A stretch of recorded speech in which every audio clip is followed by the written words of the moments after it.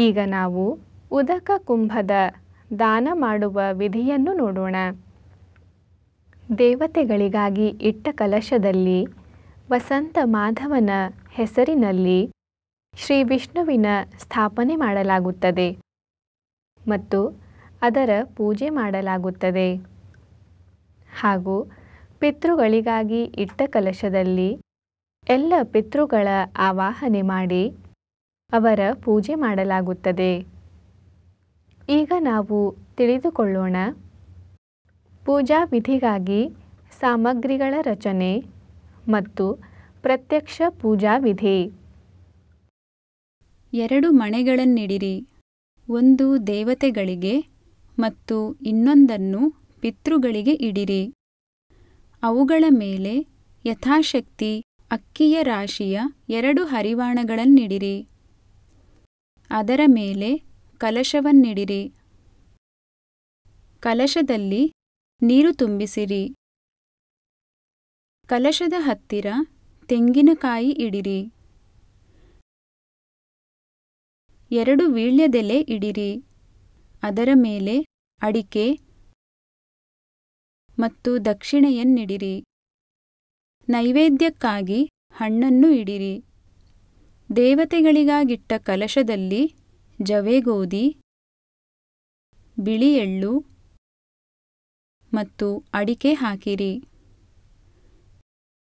ಪಿತೃಗಳಿಗಾಗಿಟ್ಟ ಕಲಶದಲ್ಲಿ ಕಪ್ಪು ಎಳ್ಳಿನ ಜೊತೆಗೆ ಅಡಿಕೆ ಹಾಕಿರಿ. ಕಲಶ ಪೂಜೆಯನ್ನು ಪ್ರಾರಂಭಿಸುವ ಮೊದಲು ಆಚಮನ, ಪ್ರಾಣಾಯಾಮ ಮತ್ತು ದೇಶಕಾಲ ಕಥನ ಮಾಡಿ ಸಂಕಲ್ಪ ಮಾಡಿರಿ. ಕಲಶಕ್ಕೆ ಹೊಸ ವಸ್ತ್ರ ಹೊದಿಸಿರಿ. ಕಲಶದಲ್ಲಿ ವಸಂತ ಮಾಧವನ ಆವಾಹನೆ ಮಾಡಿ ಅವನ ಪೂಜೆ ಮಾಡಿರಿ. ಇದೇ ರೀತಿ ಪಿತೃಗಳಿಗಾಗಿಟ್ಟ ಕಲಶದ ಪೂಜೆ ಮಾಡಿರಿ.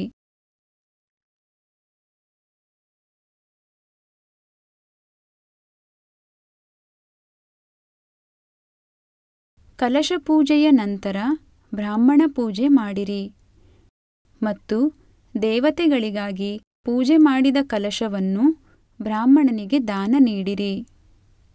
ಎಲ್ಲರಿಗೂ ಶುಭವಾಗಲು ಪ್ರಾರ್ಥಿಸಿರಿ. ಇದೇ ರೀತಿ ಪಿತೃಗಳಿಗಾಗಿಟ್ಟ ಕಲಶವನ್ನು ಬ್ರಾಹ್ಮಣನಿಗೆ ದಾನ ನೀಡಿರಿ.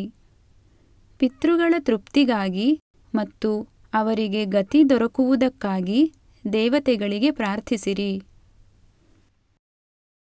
ಉದಕ ಕುಂಭದ ಪೂಜೆ ಮಾಡುವ ವ್ಯಕ್ತಿಯ ಮನಸ್ಸಿನಲ್ಲಿ ಪಿತೃಗಳ ಬಗ್ಗೆ ಕೃತಜ್ಞತಾ ಭಾವವು ನಿರ್ಮಾಣವಾಗುತ್ತದೆ.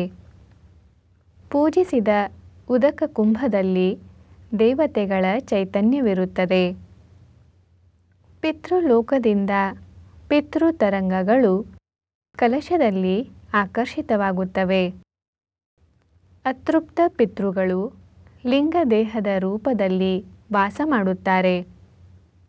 ಕಲಶದಲ್ಲಿ ಚೈತನ್ಯವಿರುವುದರಿಂದ ಈ ಲಿಂಗ ದೇಹಗಳ ಮೇಲಿರುವ ಕಪ್ಪು ಆವರಣವು ದೂರವಾಗುತ್ತದೆ.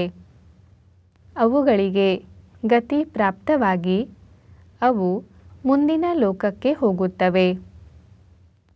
ಪೂಜೆ ಮಾಡಿದ ವ್ಯಕ್ತಿಯತ್ತ ಪಿತೃಗಳ ಆಶೀರ್ವಾದಯುಕ್ತ ಚೈತನ್ಯದ ಪ್ರವಾಹವು ಆಕರ್ಷಿಸಲ್ಪಡುತ್ತದೆ.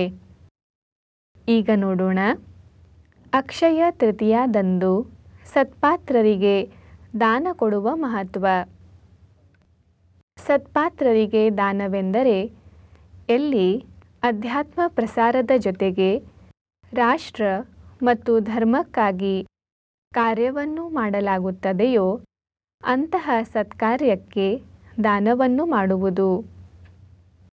ಸತ್ಪಾತ್ರರಿಗೆ ದಾನ ಮಾಡುವುದರಿಂದ ದಾನ ಮಾಡುವವನಿಗೆ ಪುಣ್ಯ ಸಿಗದೆ ದಾನದ ಕರ್ಮವು ಅಕರ್ಮ ಕರ್ಮವಾಗುತ್ತದೆ.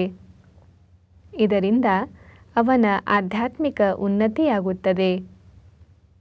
ಆಧ್ಯಾತ್ಮಿಕ ಉನ್ನತಿಯಾಗುವುದರಿಂದ ಸಾಧಕನು ಸ್ವರ್ಗ ಲೋಕಕ್ಕೆ ಹೋಗದೆ ಉಚ್ಚ ಲೋಕಕ್ಕೆ ಹೋಗುತ್ತಾನೆ.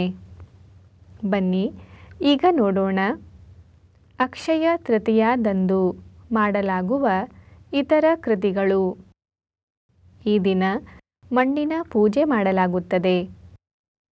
ಯುಗಾದಿಯ ಶುಭ ಮುಹೂರ್ತದಂದು ಉಳಿದ ಹೊಲದ ಸಾಗುವಳಿಯ ಕೆಲಸವನ್ನು ಅಕ್ಷಯ ತೃತೀಯಾದ ಒಳಗೆ ಪೂರ್ಣಗೊಳಿಸಬೇಕು. ಅಕ್ಷಯ ತೃತೀಯಾದಂದು ಸಾಗುವಳಿ ಮಾಡಿದ ಹೊಲದ ಮಣ್ಣನ್ನು ಕೃತಜ್ಞತೆಯ ಭಾವದಿಂದ ಪೂಜಿಸಬೇಕು.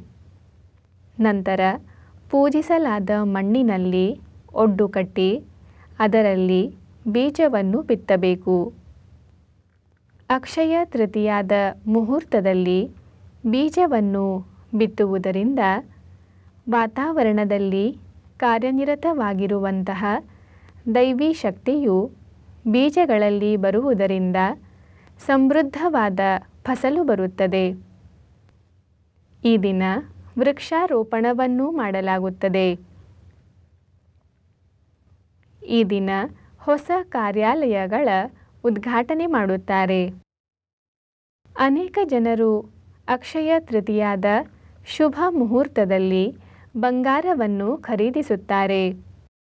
ನಮ್ಮ ಸಂಪರ್ಕ 93425299. ವಿದ್ಯುನ್ಮಾನ ಅಂಚೆ kannada satsanga@gmail.com